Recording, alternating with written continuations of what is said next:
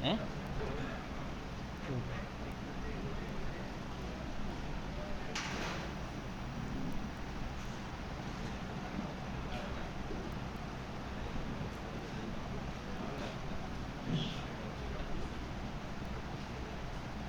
Assalamualaikum warahmatullahi wabarakatuh.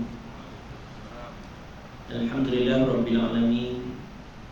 Wassalatu wassalamu ala asyrafil anbiya wal mursalin wa ala alihi wa sahbihi ajma'in. Qala Allah ta'ala rabbi'shrah li sadri wa yassir li amri wahdatan min lisani yafqahu qawli. Subhanaka la ilma lana illa ma 'allamtana innaka antal alimul hakim. Fala haula wala quwwata illa billahil aliyyil azim. Amma ba'd. Yang berusaha mengurusi dan juga diberikan kuasa bagi Tuan Imam Tambilan Muslimin Muslimat, alhamdulillah mendapatkan setinggi kesyukuran kita kepada Allah Subhanahu wa taala kita dapat bertemu pada pagi ini membicarakan tentang hukum berkaitan perkebumian jenazah. Sebelum itu ada beberapa perkara yang boleh kita laksanakan untuk dikongsikan dengan tuan-tuan sekalian. Perkara yang pertama iaitu satu amalan yang baik kita buat sebelum kita tidur malam. Antaranya yang pertama iaitu membaca dua ayat yang terakhir daripada suratul Baqarah. Amana Rasulu bima unzila ilaihi rabbihi wal mu'minun kullu amana billahi wa malaikatihi wa kutubihi wa rusul sehingga akhir ayat. Maknanya kita baca sebelum tidur malam, maka banyak fadilah dan kelebihan yang boleh kita amalkan.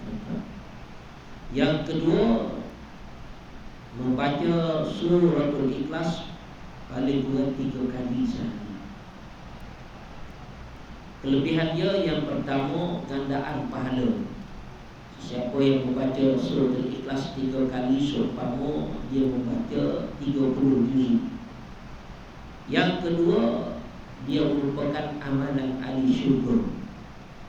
Dan yang ketiga, akan dicintai oleh Allah Subhanahu wa taala. Itu kelebihan. Yang ketiga, kita membaca doa Allahumma ighfirlil muslimin wal muslimat wal mu'minin wal mu'minat. Itu doa. Tuan-tuan boleh amalkan. Maknanya sesiapa yang minta ampun kepada saudaranya yang beriman dengan Allah, orang mukmin, sama ada lelaki perempuan, maka kita akan dapat setiap daripada mereka satu pahala. Itu kelebihan. Perkara yang ketusnya iaitu ziarah kubur. Maka berkata seorang ulama, Imam Ahmad bin Hanbal, sesiapa yang membaca suratul Ikhlas sebanyak 11 kali dan menghadiahkan bacaan kepada penghuni-penghuni kubur, maka setiap penghuni kubur yang ada di situ kita dapat satu pahala setiap daripada mereka. Itu beberapa yang boleh dikongsikan tuan-tuan sekalian. Okey, hukum hakam yang berkaitan tentang perkebumian mayat, iaitu yang pertama, hukum membaca talqin. Membaca talqin ni kita bagi kepada dua. Satu, sebelum mati, ketika sedang nazak, laqinu mautaku la ilaha illallah. Ajarlah orang yang sedang nazak itu kalimah la ilaha illallah. Maka yang pertama ini ijma' ulama bersetuju sunat. Sunat, kata ijma' ulama sunat. Cuma yang ulama khilaf, berbeza pandangan, adalah ketika mana kita kuburi mayat selepas baca selepas kuburi, sebelum kita nak buat apa, kita baca talqin. Ini khilaf di kalangan para ahli ulama. Di antara Imam Syafi'i. Imam Syafi'i kata sunat baca talqin. Pendapat yang kedua kata tidak sunat. Iaitu mazhab Maliki dan Hanafi kata tak sunat. Jadi dalam bab ni kita jangan berkelahi, jangan berdebat. Nak baca, baca. Tak nak baca, tak apa. Sebab ada dua pandangan. Macam hari Jumaat dah tuan-tuan, mengangkat tangan ketika hari Jumaat, kan? Berbagai pandangan masyarakat kita. Di situ ada tiga pandangan. Dalam bab mengangkat tangan ketika doa ada tiga pandangan pula. Pandangan pertama, dia kata tidak sunat. Sebab tak ada dari hadis suruh angkat tangan ketika khutbah Jumaat. Yang doa yang kedua, Allahumma fil muslimin. Pendapat yang kedua kata sunat berdasarkan perbuatan kita sembahyang 5 waktu. Dia kias di situ. Pendapat yang ketiga, dia kata harus angkat tangan selagi tidak ada dalil hadis atau apa-apa dalil mengatakan tak boleh buat. Jadi dalam keadaan ni, siapa angkat tangan pun boleh, tak angkat tangan pun boleh. Jadi samalah dalam kita membaca talqin, maka kalaulah si mati itu bukanlah sudah balik berakal, maka kita baca talqin. Dan bila kita baca talqin, kita kuatkan suara kita, kuatkan suara supaya orang yang berada di sekitar, yang hadir ke majlis yang itu mendengar apa yang dibaca itu untuk kita ambil manfaat dan iktibar. Kalau dia belum balik, maka kata ulama tidak disunatkan baca talqin. Kalau belum balik, tak baca pun tak apa. Kalau kanak-kanak ni tuan-tuan, dan dia pun tak kena soal kan, dah hadis syurga. Dan biasa kalau kita baca talqin, kalau kita nak mengamalkan hadis dhaif boleh, iaitu dalam bab talqin kita boleh baikan ibu, kan?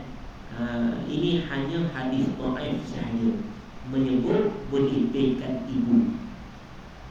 Kalau majlis-majlis lain tahlilnya apa saja, semaya ajaknya, semaya mayatnya, semaya apa ibadat lain, maka kita baikan air. Hanya dalam hadis yang dhaif menyebut baikan ibu hanya ketika baca talqin. Yang lain tak payah baca. Ini hadis dhaif, bukan hadis sahih. Tak sebut pun tak apa, nak beramal dengan hadis ini pun boleh. Itu perkara pertama, talqin.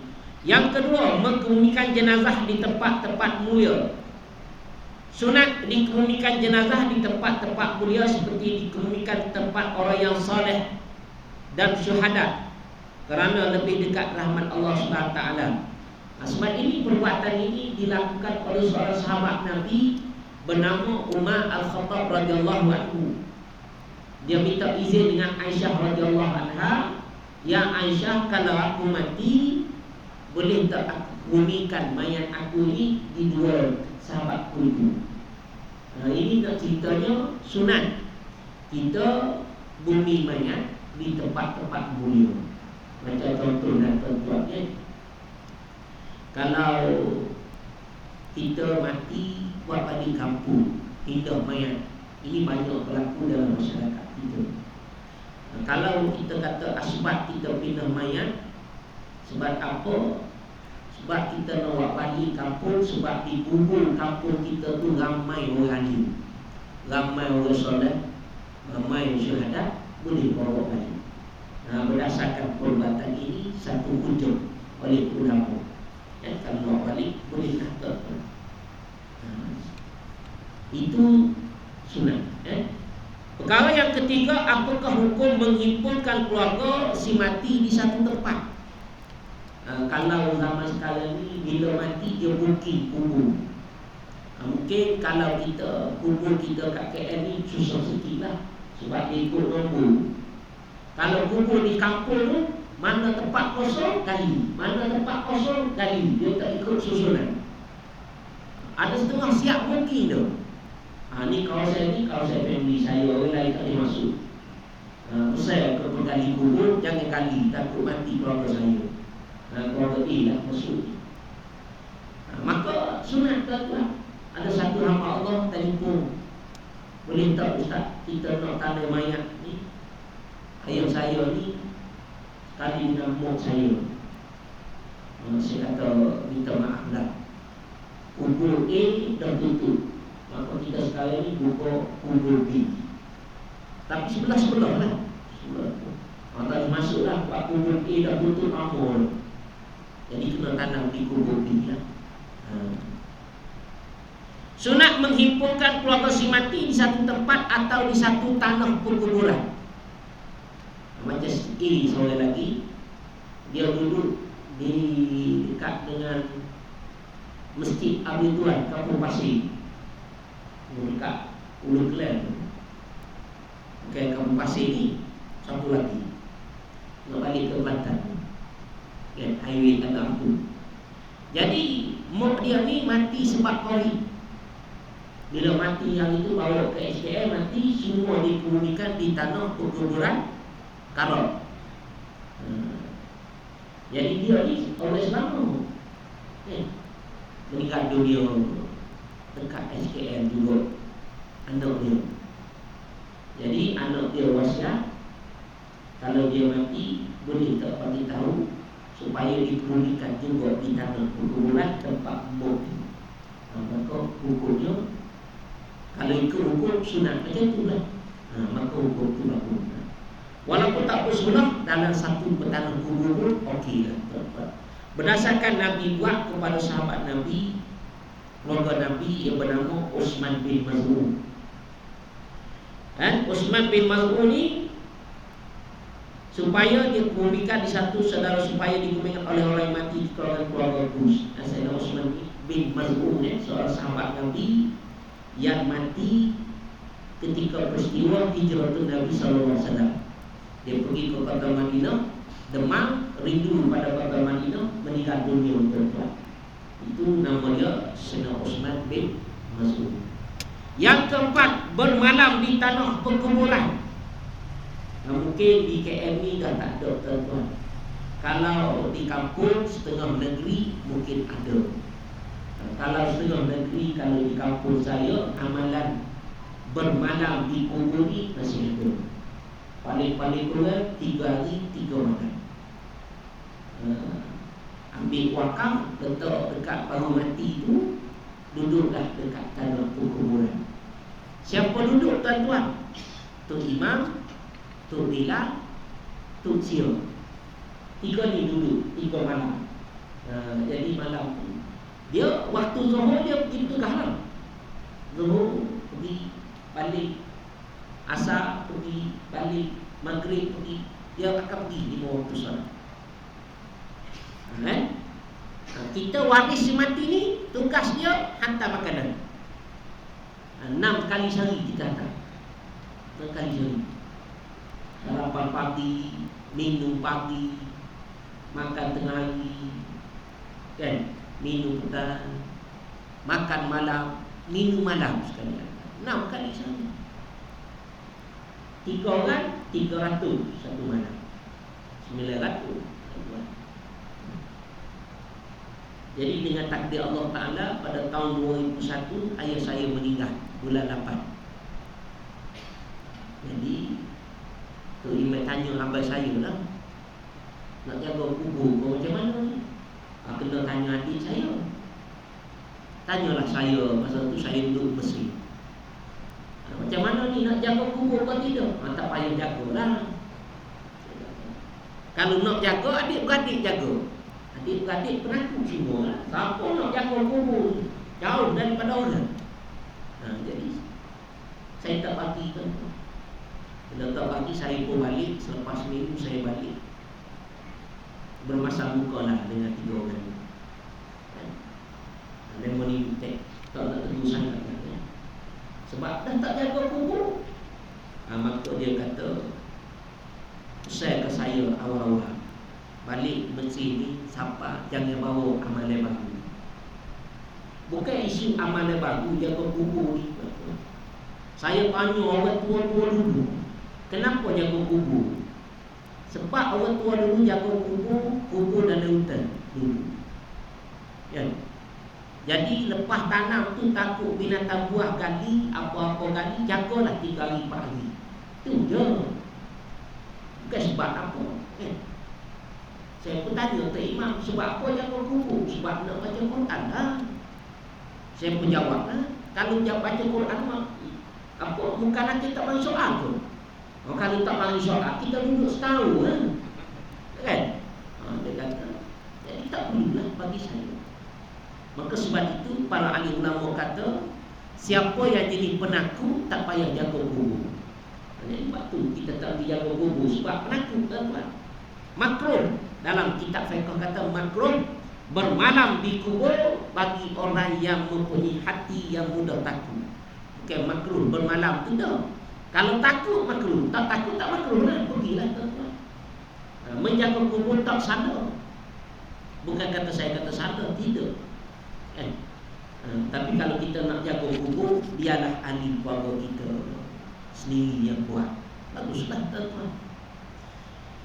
Yang kelima, mengkerumikan beberapa jenazah dalam satu kubur, dalam satu liang lahat.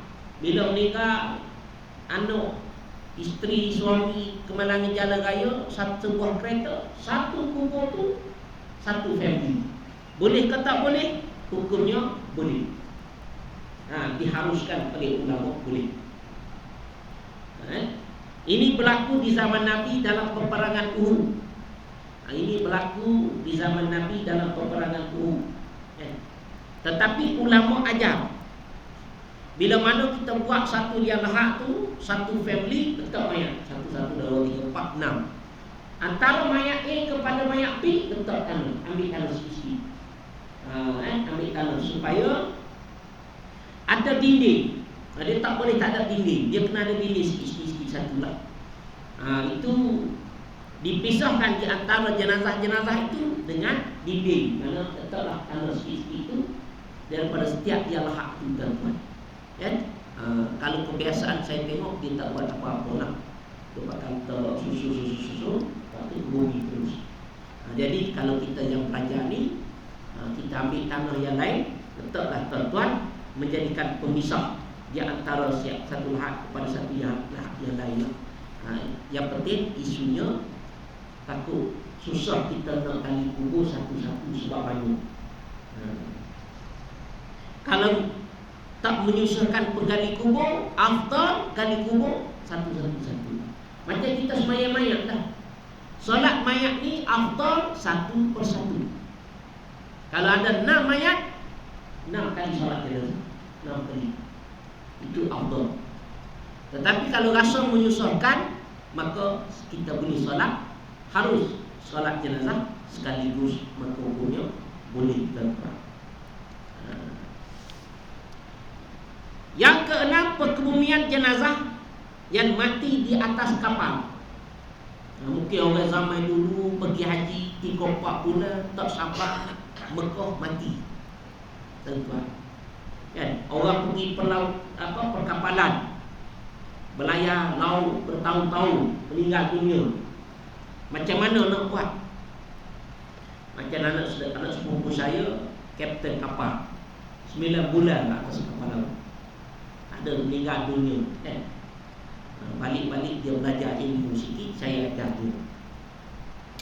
Maka hendaklah dimandi di kapan disolat. Mandi kapan solat. Bagaimana nak bumi? Ditunggu sehingga sampai ke darat jika harapan dapat sampai ke 1 atau 2 hari.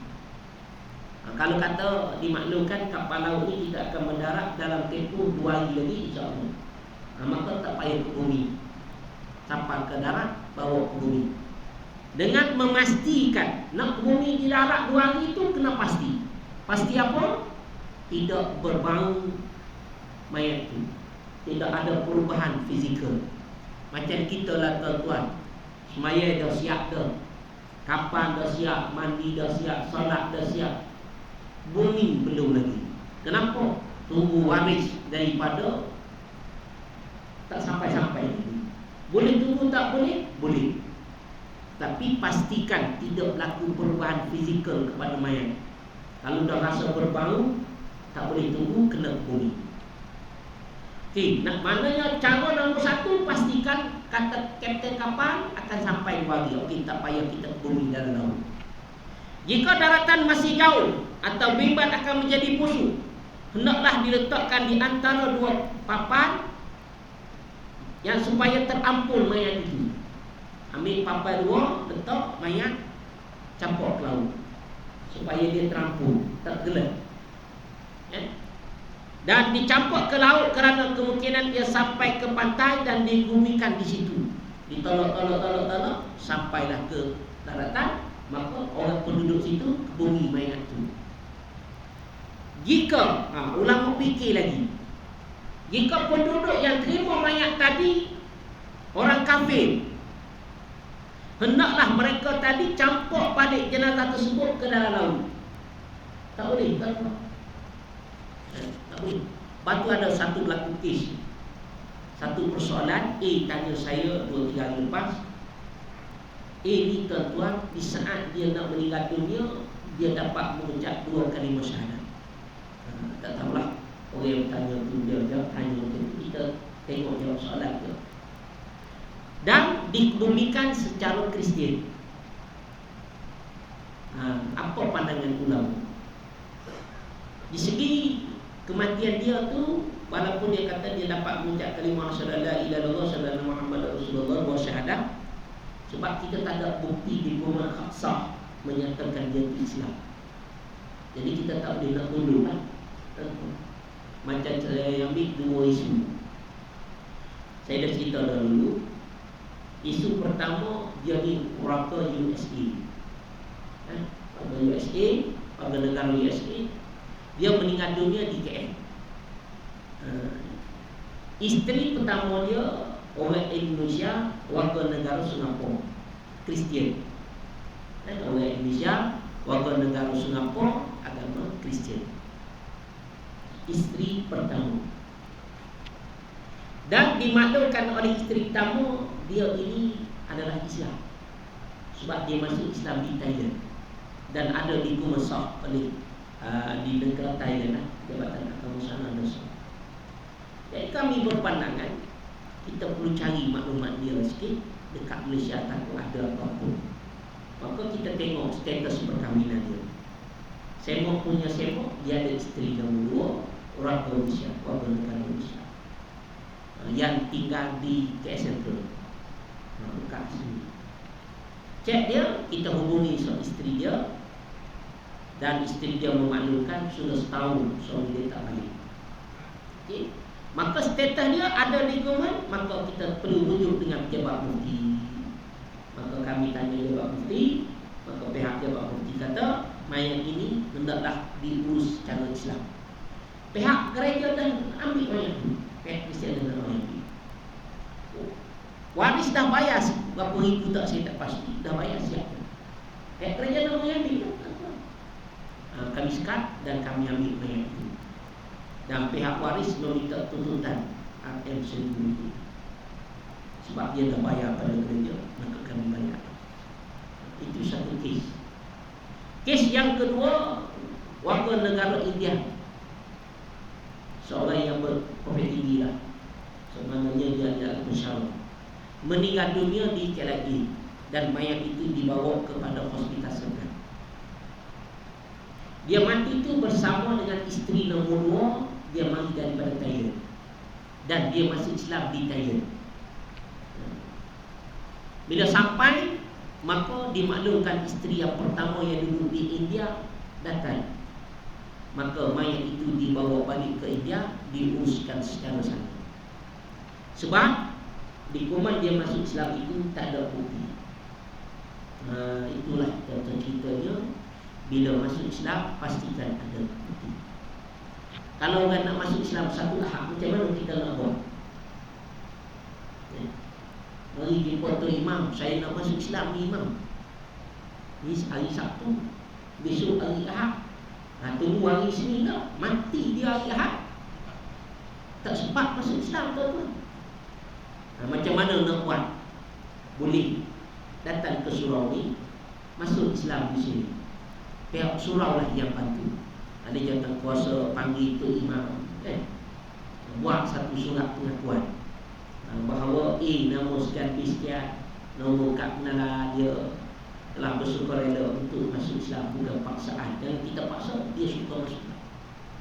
Dan gini-gini pada masa bila, pada tarikh bila, di tempatnya bila, telah disaksikan oleh 2 orang saksi. Tulis saksi itu imam solat, itu bila solat, ikutlah siapa saksi. Tanda tangan saksi, 3 tu tanda tangan. Ambil gambar sikit majlis tersebut. Siap semua, pegang surat itu. Dia pun tanda tangan, photostat saya dengan IC dia satu. Bagi satu keping pada dia yang surat-surat tu, satu keping.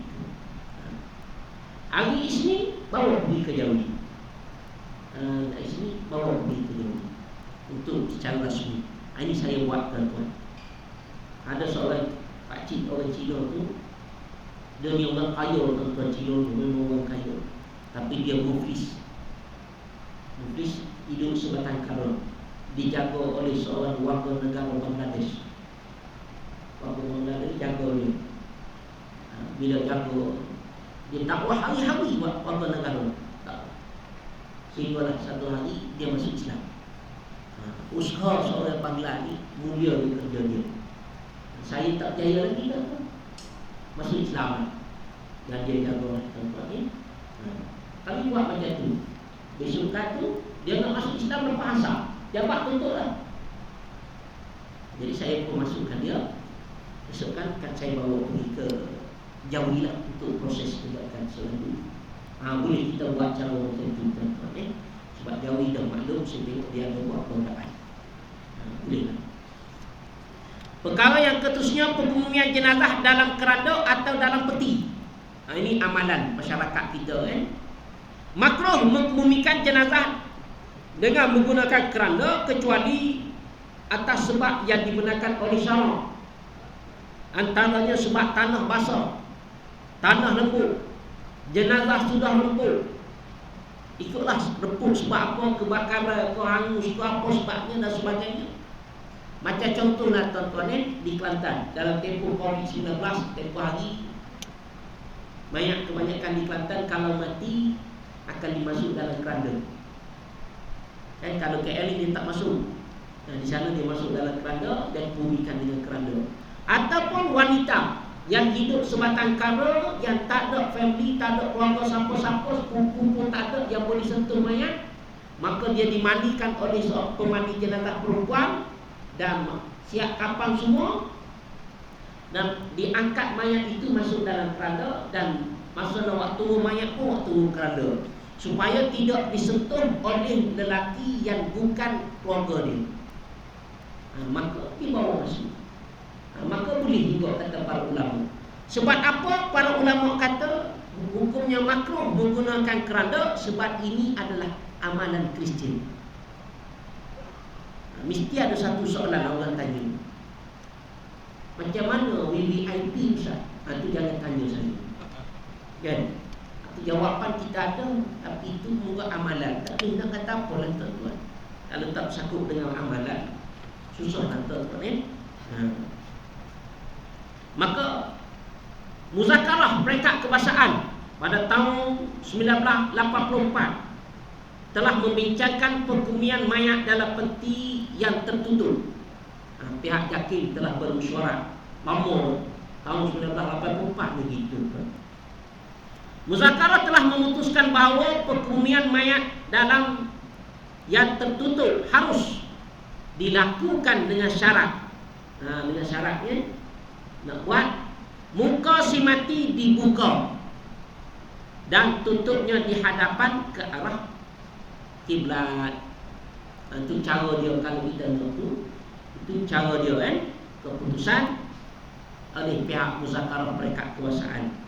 Perkara keseluruhnya hukum siram air ke atas kubur. Ini amalan kita lepas bumi mayat, siram air atas kubur, siram. Bukan setakat siram tu, ada apa? Bunga-bunga, ada daun pandan, air sirap, ya, air yang kita siram tu air apa? Air mawar, campur dengan air mawar lagi.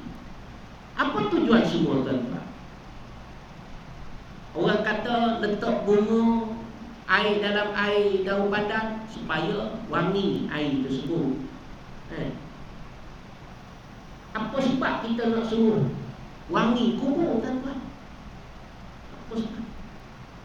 Kalau atas dasar mewangikan kubur, tak payah guna air mawar, guna penyembur pun boleh. Cari minyak atas ke, cari perfume kau pergi beli, sembur atas tanah tu. Maka kata para ahli ulama, menggunakan air mawar ketika untuk siram atas kubur hukumnya makruh. Makruh bukan sebab siram air itu, sebab membazir.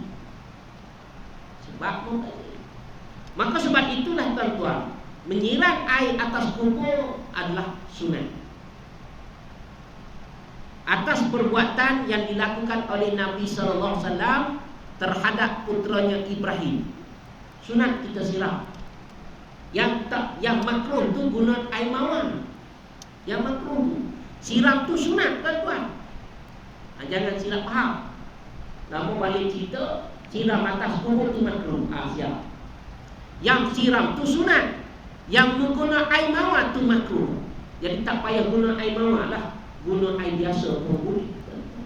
Kita buat atas dasar perbuatan Nabi SAW. Atas perbuatan itu saja, bukan sebab-sebab lain, bukan atas sebab-sebab lain. Yang keterusnya, menanam pokok di atas kubur.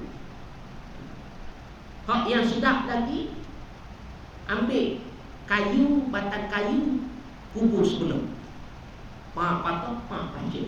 Itu tak boleh. Ambil pokok lain, tuan-tuan. Pokok yang kita nak tanam tu, pastikan pokok itu tidak membawa mudarat kepada mati. Kenapa kita pacak pokok, tuan-tuan? Sebab apa? Sebab perbuatan Nabi SAW juga. Nabi berhenti 2 kubur. Kubur pertama diazab oleh Allah, kubur kedua pun diazab oleh Allah. Kedua-dua kubur ni, kubur pertama sebab dia ni istijab tidak betul, membasuh air kecil tidak betul, istijab tak betul, kena ambil. Yang kedua, sifat mengadu domba. Sebab tu dalam masyarakat kita ni ada satu benda dia panggil penyakit hati. Kan? Penyakit hati kita bagikan 2. Satu, hati sakit. Satu lagi, sakit hati. Kan? Mana lebih berat? Hati sakit ke sakit hati? Sakit hati. Lo ni ramai orang sakit hati. Kalau penyakit hati okey, tuan-tuan. Penyakit hati apa dia? Sombong. Ikut dia lah, dia nak sombong sebab dia ada penyakit hati. Riak, takabur, ikut dia. Ikut. Kan? Yang paling kita takut sakit hati. Bila sakit hati, dia akan lahir satu sifat dengki. Bila dengki, dia santau, dia sihir orang tu, dia santau orang tu, dia buatlah apa satu, dia mengadu domba. Sebab itu dalam khutbah Jumaat ada tu, disebut penyakit sakit hati tu, makan daging orang lain. Bahaya sakit hati. Batulah, tuan-tuan sekalian, dalam Fitrah seminggu ni saya tengok tajuk ceramah di masjid, tajuk ceramah perdana. Hebat-hebat. Hari Isnin lepas 8 hari bulan ke hari Isnin, saya pun tak ingat, tengoklah. Satu tajuk ceramah oleh Dr. Zulkifli Al-Bakri di Masjid Ibn Sina. Tajuk dia Fitnah Akhir Zaman. Pada masa yang sama, pada 14 hari bulan ni, di dekat kat rumah saya, surah Al-Falah, Bandar Tasik Selatan, Datuk Kazim Ilyas ceramah. Tajuk fitnah juga akhir zaman. Macam pakat ke tak pakat tadi tu. Ya. Zaman ni zaman fitnah. Sebab dua ni besar isu yang kita jaga. Nabi kata ke sahabat dia, pergi ambil pokok, maka tanam. Maka Nabi mengucapkan perkataan yang terakhir yang keluar daripada mulut Nabi. Nabi kata apa? Semoga diringankan sesaan selama mana batang pohon ini basah. Jadi kenapa kita tanam ni tuan-tuan? Pertama sebab kita ikut Nabi. Nabi buat, kita buat. Mudah-mudahan atas dasar perbuatan Nabi ada kelebihan. Yang kedua, ucapan Nabi yang terakhir itu, Nabi kata mudah-mudahan pokok yang masih basah ini akan membuah kepada Allah. Jadi sebab itu pokok yang kita tanam tu jangan bagi mati. Mati pergi tanam, mati pergi tanam. Maka sebab itu dalam isu ni ada hukum. Apa hukum? Cuci kubur. Kubur ni maksudnya ni kubur bawah tu ada orang mati. Bawah. Cuci licin tak ada langsung pokok, maka kalau waris yang buat kategori makruh. Kalau bukan waris kategori haram. Kalau kita pergi nganyur berteroyu, kita cuci bersih, suci, haram perbuatan itu. Tapi kalau waris tak perlu. Lepas tu yang nak cuci tanah perkuburan itu adalah waris. Tapi jangan cuci ke semua, tinggal sikit-sikit. Sebab pokok-pokok yang ada di situ adalah hak kepada penghuni kubur itu. Hak kepada penghuni kubur itu, tuan-tuan sekalian. Okey. Saya rasa saya ambil setakat itulah untuk pada pagi ni. Sebab pukul 8 saya akan pergi ke Coki hari ni. Ada program simulasi banjir. Hujan ni kan? Okeylah. Ada program simulasi banjir yang dianjurkan oleh pihak polis di BKN, MKN dan sebagainya. Mungkin dia buat program simulasi lah. Jadi itulah sedikit daripada saya untuk tuan-tuan sekalian yang boleh kita bincangkan.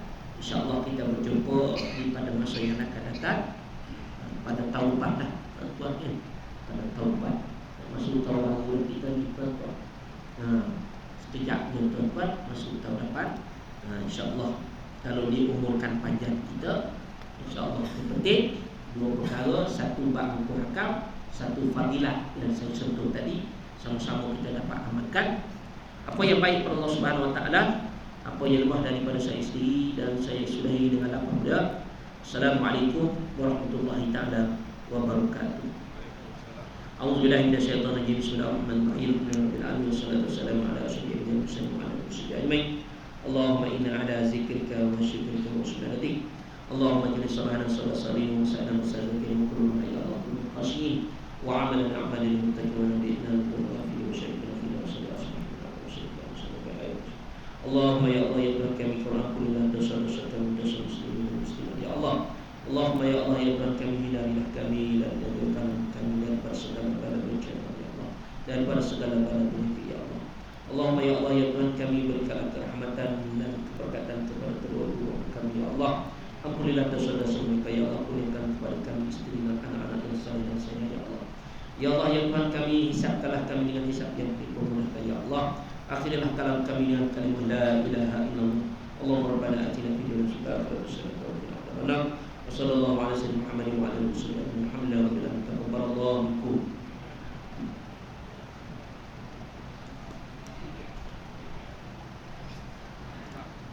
Lepak hujan kan? Hujan pak? Tak lepak hujan kan?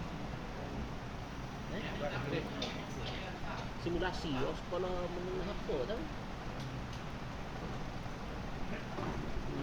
Simulasi banjir.